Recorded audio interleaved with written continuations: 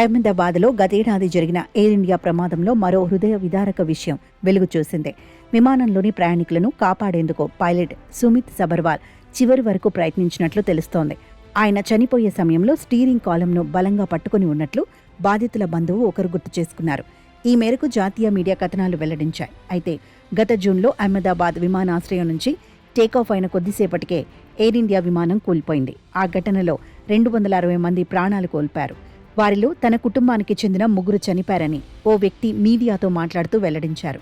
Corona సమయంలో అహ్మదాబాద్లోని ప్రభుత్వ ఆసుపత్రిలో పాథాలజీ ల్యాబ్ అసిస్టెంట్గా పనిచేశానని చెప్పారు. అప్పుడు ఏర్పడిన పరిచయాలతో తన వారిని గుర్తించేందుకు మార్చురీలోకి వెళ్లేందుకు అనుమతి దొరికిందని గుర్తు చేశారు. అక్కడ తాను చూసిన దృశ్యాలను ఎన్నటికీ మర్చిపోలేనని, ఒక తల్లి ఒడిలోనే కాలిపోయిన చిన్నారి మృతదేహం, ఛిద్రమైన ఎన్నో దేహాలు అక్కడ కనిపించాయని వెల్లడించారు. తన 3 ఏళ్ల మేనకోడలి మృతదేహం కోసం వెతుకుతున్నప్పుడు ఈ దృశ్యాలు కనిపించినట్లు చెప్పారు. ఇవన్నీ ఒకెత్తైతే కెప్టెన్ సుమిత్ సబర్వాల్ మృతదేహాన్ని చూసినప్పుడు మనసు చలించిపోయిందని ఆయన అన్నారు.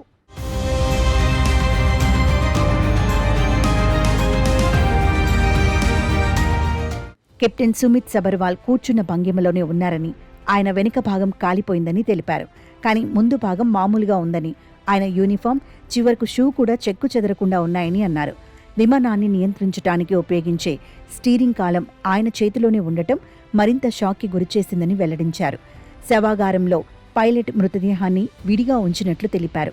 ప్రమాదంలోనో విమానం నుంచి కెప్టెన్ మృతదేహాన్ని బయటకు తీసేటప్పుడు అది విరిగి ఉండొచ్చని మార్చురీలో ఉన్న మరో వైద్యుడు కూడా ఆ వ్యక్తి చెప్పిన వివరాలను సమర్థించినట్లు సమాచారం. పైలట్ చివరి క్షణం వరకు ప్రయాణికులను కాపాడేందుకు ప్రయత్నించారని వెల్లడవుతోందని ఏవియేషన్ నిపుణులు అభిప్రాయం వ్యక్తం చేస్తున్నారు.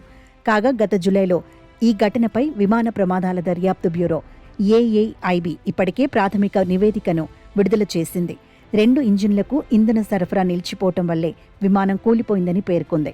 ఇంధన సరఫరాను ఎందుకు ఆపావని ఓ పైలట్ ప్రశ్నించగా తాను ఆపలేదని మరో పైలట్ సమాధానమివ్వడం కాక్పిట్ వాయిస్ రికార్డర్లో నమోదైందని తెలిపింది. దీంతో పైలట్ల లోపం ఉందని ఊహాగానాలకు దారితీసింది. ఈ నివేదికను పైలట్ సంఘాలు తీవ్రంగా విమర్శించాయి.